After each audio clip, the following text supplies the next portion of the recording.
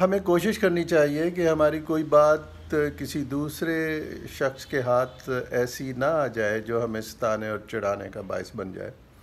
کہتے ہیں کہ ایک شخص تھا جسے کریلوں سے چڑ تھی، کسی طرح سے لوگوں کو پتہ چل گیا اور پھر وہ گھما پھرا کر بات کریلے پر لے آتے، جس سے وہ شخص چڑھتا، ناراض ہوتا، غصہ ہوتا۔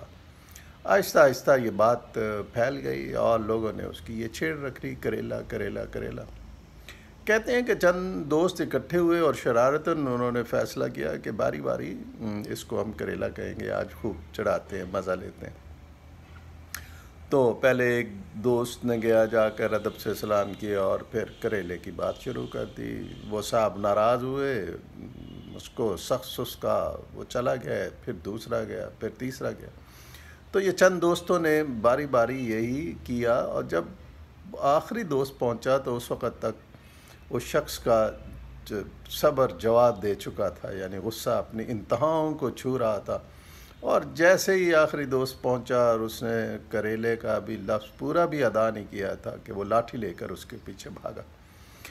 اب دوست سارے آگے بھاگ رہے ہیں اور پیچھے یہ لاٹھی لے کر مغلظات بکتا ہوا پیچھے بھاگتا چلا جا رہا ہے۔ نگاہیں اس کی ان بھاگتے ہوئے لڑکوں کی طرف، اور چاہ رہا ہے کسی طرح ملے تو انہیں خوب پیٹے۔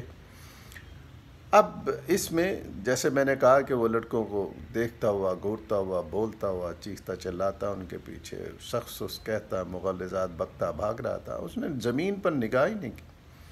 آگے گیا تو آگے ایک گڑھا تھا یا گٹر تھا چھوٹا وغیرہ، گڑھا سمجھ لیجئے، ایک دم اس کا جو پاؤں تھا اس میں گیا، اور کیونکہ وہ بھاگ رہا تھا تو وہ آگے کی طرف بھاگا، ٹانگ ٹوٹ گئی۔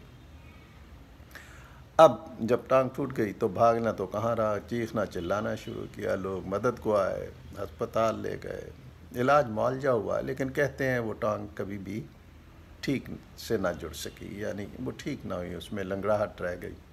اب آپ دیکھیے، ایک چھوٹی سی بات تھی کہ لوگ اسے چڑھاتے تھے کریلا کہہ کے، اور اس پہ وہ چڑھ جاتا تھا، اسے پتہ تھا کہ لوگ جان بوجھ کے اسے تنگ کر رہے ہیں۔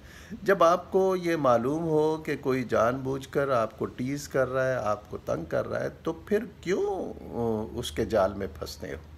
تو اس کے جال میں پھنسنا نہیں چاہیے، بلکہ خاموشی سے یا مسکراہٹ سے اس سے صرف نظر کر لینا چاہیے، تاکہ کسی بھی نقصان سے بچا جا سکے۔ اور ہم نے عموماً دیکھا ہے کہ لوگ اس طرح کی باتوں میں آ جاتے ہیں، غصہ کھا جاتے ہیں، اور پھر کوئی نہ کوئی ایسا قدم اٹھا لیتے ہیں جو زندگی بھر کے ندامت بن کے رہ جاتا ہے۔